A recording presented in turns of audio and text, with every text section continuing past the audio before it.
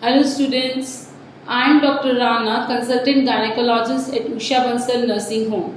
Question number 7. Infant brought to casualty with dehydration and tachycardia. Okay, infant is brought to the casualty with dehydration and tachycardia. The genitalia is ambiguous and blood work shows hyponatremia and hyperkalemia. Which of the following is high in this condition?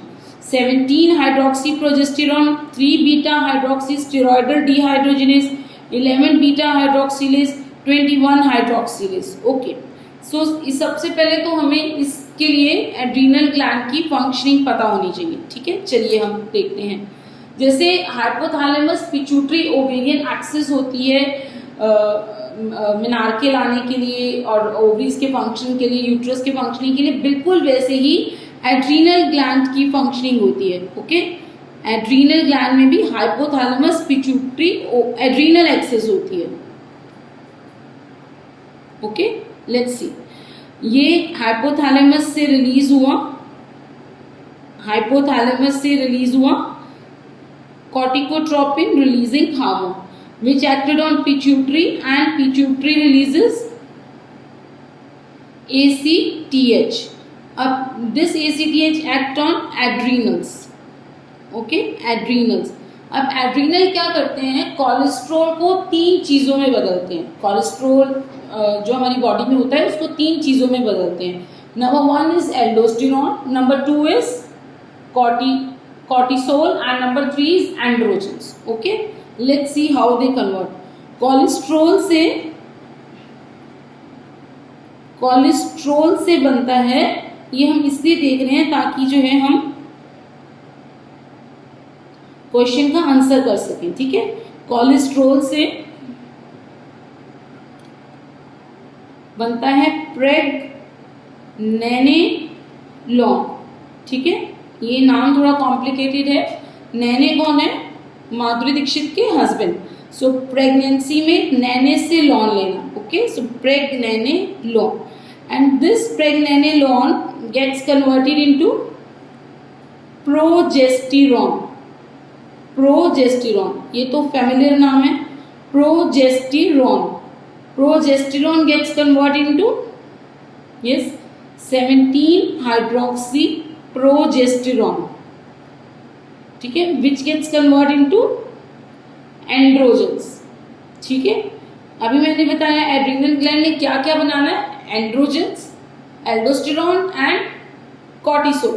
Okay, अब ये जो progesterone है इस पे act करता है 21 hydroxylase.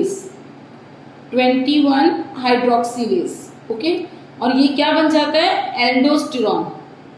Aldosterone का क्या काम होता है? Sodium and water retention.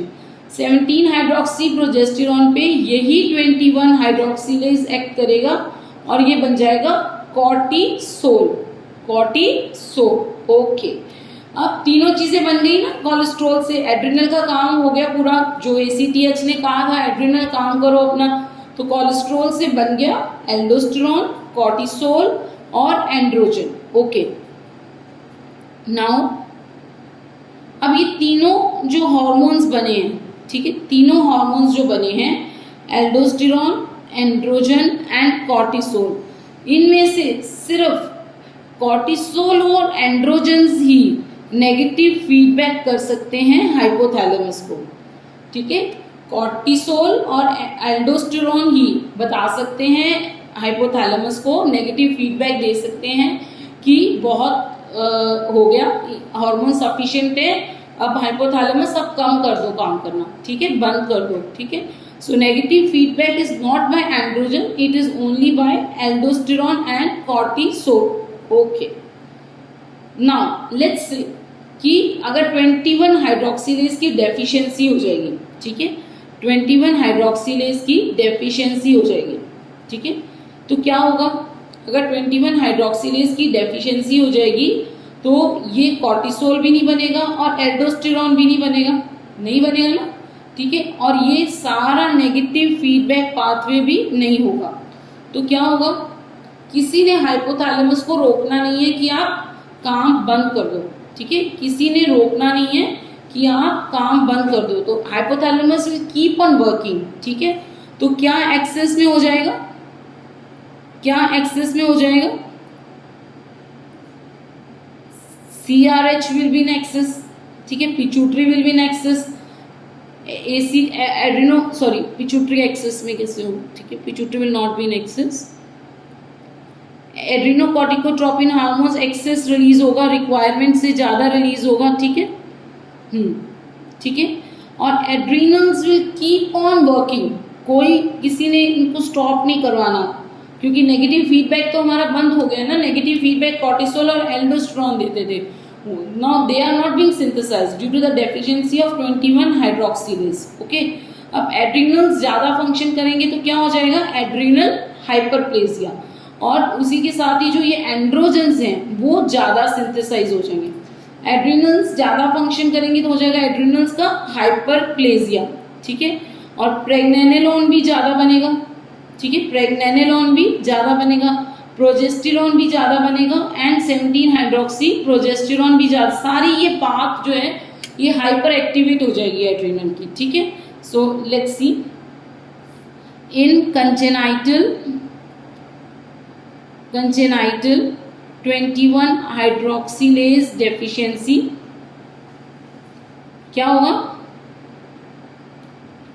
ठीक है, क्या होगा, basically at no negative feedback, क्योंकि कॉर्टिसोल और एल्डोस्टेरोन तो बन ही नहीं रहे, ठीक है। So there will be adrenal hyperplasia, और उस पाथवे का बायोकेमिकल पाथ का ओवर फंक्शनिंग हो जाएगी, ठीक है। सो प्रेग्नेनेलोन विल बी मोर, ठीक है, प्रोजेस्टेरोन विल बी मोर, ठीक है, 17 hydroxy progesterone will be more, and androgens will be more, ठीक है। सो ये सारी प्रॉब्लम्स हो जाएंगी, ठीक है, ये सारी प्रॉब्लम्स हो जाएंगी, ठीक है। सारी बात जो है हाइपर एक्टिवेट हो जाएगी, क्योंकि इनका नेगेटिव फीडबैक मैकेनिज्म लॉस्ट हो गया, okay. Now let me tell you one thing, okay, ठीक है। अब हमने अभी पढ़ा था कि XX जीनोटाइप होगा तो एक्सटर्नल जेनिटेलिया क्या टाइप में, जेनाइटल स्वेलिंग और जेनाइटल ट्यूबरकल्स जो है वो क्लाइटोरिस और क्या बनाते हैं, क्लाइटोरिस और 2 सेपरेट लेबिया मेजोरा बनाते हैं XX जीनोटाइप में। क्यों बनाते हैं, क्योंकि एंड्रोजन्स की एब्सेंस होती है, अब अगर ये किसी XX जीनोटाइप वाले को कंजेनाइटल 21 हाइड्रोक्सिलेज की डेफिशिएंसी हो जाएगी, ठीक है, जिसमें हमने पढ़ा है अभी कि सारी पाथवे हाइपर एक्टिवेट हो जाती है और एंड्रोजन्स एक्सेस हो जाते हैं, ठीक है। अब अगर ये XX जीनोटाइप वाले किसी फीमेल को कंजेनाइटल 21 हाइड्रोक्सिलेज की डेफिशिएंसी हो जाएगी तो उसको क्या होगा, उसके अंदर जो है एंड्रोजन्स एक्सेस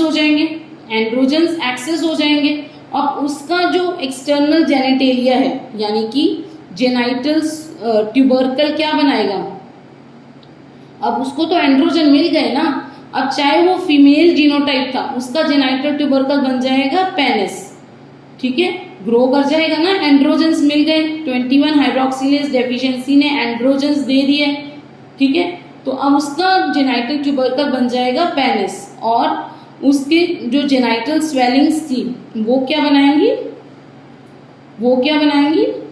वो एंड्रोजन्स की प्रेजेंस में बना देंगी स्क्रोटल सैक, फ्यूज कर जाएंगी और बना देंगी स्क्रोटल सैक। सो ये क्या हुआ, वो उसके पास उसका जीनोटाइप है फीमेल का और उसका एक्सटर्नल जेनिटेलिया बन रहा है मेल का, ऑपोजिट हो गया ना। सो इस जेनिटेलिया को बोलते हैं एम्बिगुअस जेनिटेलिया। सो जेनिटेलिया एम्बिगुअस का मतलब क्या है, वो है फीमेल लेकिन उसका जेनिटेलिया मेल है, ठीक है, इसको बोलते हैं एम्बिगुअस जेनिटेलिया। बिल्कुल ऐसे ही अगर कोई मेल है, जीनोटाइप मेल है, XY जीनोटाइप है और उसका जेनिटेलिया जो है फीमेल है, तो उस जेनिटेलिया को बोलते हैं ambiguous. So ambiguous genitalia is external genitalia opposite to the genotype, ठीक है, opposite to the genotype. Okay, अच्छा, ये जेनिटेलिया को तो हमने बोल दिया एम्बिगुअस जेनिटेलिया। उस इंसान को क्या बोलेंगे, ठीक है, उस इंसान को हम इंटरसेक्स बोलेंगे, हर्माफ्रोडाइट बोलेंगे, एग्जैक्टली, क्योंकि वो उसका जीनोटाइप जो है और उसका एक्सटर्नल जेनिटेलिया ऑपोजिट है, ठीक है।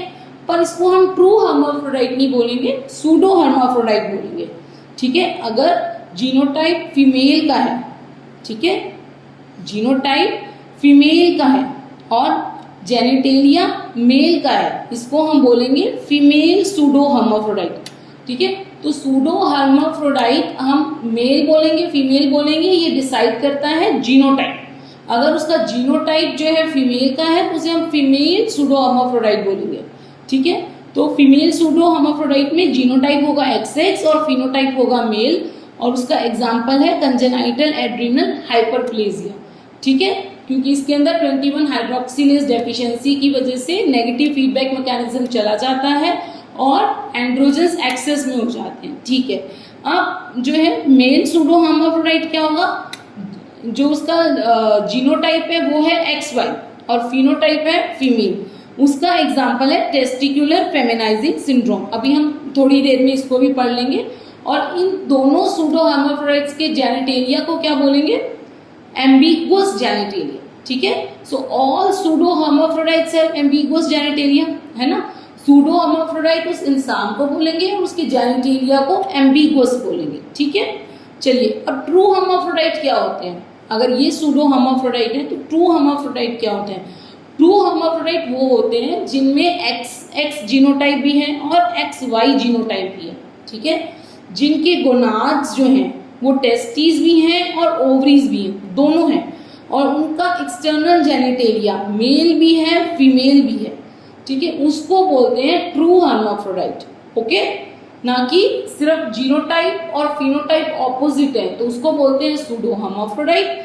और अगर दोनों तरह के जीनोटाइप्स, दोनों तरह के फिनोटाइप्स और दोनों तरह के गोनाड्स प्रेजेंट हैं तो उसको बोलते हैं ट्रू हर्माफ्रोडाइट, ठीक है। अब हमारा रह गया था एंड्रोजन इनसेंसिटिविटी या फिर मेल सूडो हर्माफ्रोडाइट। ओके, ये लास्ट टॉपिक भी अभी कवर कर लेते हैं। ओके, अब एंड्रोजन इनसेंसिटिविटी सिंड्रोम में क्या होता है। एंड्रोजन इनसेंसिटिविटी सिंड्रोम में अभी हमने पढ़ा कि इसमें जीनोटाइप होगा मेल का XY, ठीक है। अब हमने सारी अभी पढ़ी थी कि मेल रिप्रोडक्टिव सिस्टम कैसे बनता है, या Y क्रोमोसोम के डेरिवेटिव से बनता है, या SRY जीन टेस्टिस बनाता है और टेस्टिस आगे एंड्रोजन और AMH बनाते हैं, ठीक है। अब टेस्टिस ने तो अपना काम कर दिया, उन्होंने तो बना दिए एंड्रोजन्स और AMH बना दिए, लेकिन जो टिश्यूज हैं, जो जेनाइटल ट्यूबरकल और जेनाइटल स्वेलिंग्स हैं, they are not able to recognize the androgens, वो कहते हैं हमें पता ही नहीं लग रहा क्योंकि उनके पास एंड्रोजन रिसेप्टर्स ही नहीं है।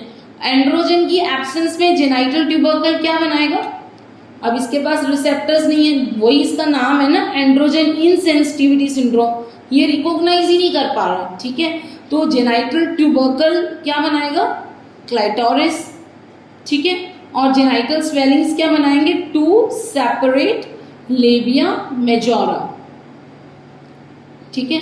तो ये क्या हो गया, जीनोटाइप क्या है XY मेल का, और एक्सटर्नल जेनिटेलिया किसका बन गया, फीमेल का बन गया, ठीक है। So this is a case of male pseudo hermaphrodite androgen insensitivity syndrome, ठीक है। जब बच्चा पैदा होता है तो हम यूजली एक्सटर्नल जेनिटेलिया को देख के बोल देते हैं मेल है या फीमेल है। अब ये बच्चा पैदा होगा, हम इसको बोलेंगे फीमेल हुई है, ठीक है। अब ये ग्रो करेगी तो टेल मी थैलार्के होगा कि नहीं होगा, इसमें ब्रेस्ट बनेगी कि नहीं बनेगी, बनेगी, बिकॉज इसके अंदर जो एंड्रोजन्स की अमाउंट है वो मेल्स वाली है। मेल्स में 10 टाइम्स ज़्यादा एंड्रोजन्स होते हैं फीमेल से। नॉर्मल फीमेल में कितने एंड्रोजन्स होते हैं? यस, क्या लेवल होता है टेस्टोस्टेरोन का, मेन एंड्रोजन का? 20 to 70 नैनोग्राम पर ml, और मेल्स में होते हैं 200 to 700 नैनोग्राम पर ml। सो ये जो एंड्रोजन्स टिश्यू नहीं रिसीव कर रहे हैं लेकिन एंड्रोजन्स बन रहे हैं। अब ये एंड्रोजन्स जो हैं they will be converted into excess of androgens है ना, मेल्स के लेवल के हैं, they will be converted into estrogen by the enzyme aromatase, and this estrogen will form the breast. ठीक है, अब इस मेल में एक तो एक्सटर्नल जेनिटेलिया फीमेल का था, फिर इसमें ब्रेस्ट भी बन गई। अब इस मेल में प्यूबार्के होगा कि नहीं होगा, प्यूबिक हेयर्स होंगे कि नहीं होंगे? नहीं होंगे, बिकॉज इसके अंदर एंड्रोजन रिसेप्टर्स तो है ही नहीं टिश्यूज के अंदर, टिश्यूज तो रिसीव ही नहीं करते androgen. So this male will have no pubarche. Okay, so this basically ये जो मेल है जो एक्सटर्नली फीमेल लग रहा है ये हमारे पास आएगा प्राइमरी एमिनोरिया के बाद। ठीक है, then we will check it and then we will diagnose this case as a testicular feminizing syndrome or androgen insensitivity syndrome। अब जो हमारा क्वेश्चन था ये रहा, infant brought to casualty with dehydration and tachycardia। dehydration और tachycardia क्यों हुआ? क्योंकि एल्डोस्टेरोन कम है। ठीक है, क्योंकि एल्डोस्टेरोन नहीं है, डेफिशिएंसी है। Genitalia is ambiguous. Genitalia ambiguous क्यों है? क्योंकि एंड्रोजन्स की एक्सेस है। ठीक है, कंजेनाइटल 21 हाइड्रोक्सिलेज डेफिशिएंसी का केस है। And blood work shows hyponatremia and hyperkalemia. Hyponatremia again aldosterone कम है, सोडियम रिटेंशन नहीं हो पा रही। ठीक है, so which of the following is high in this condition? क्या क्या हाई होगा?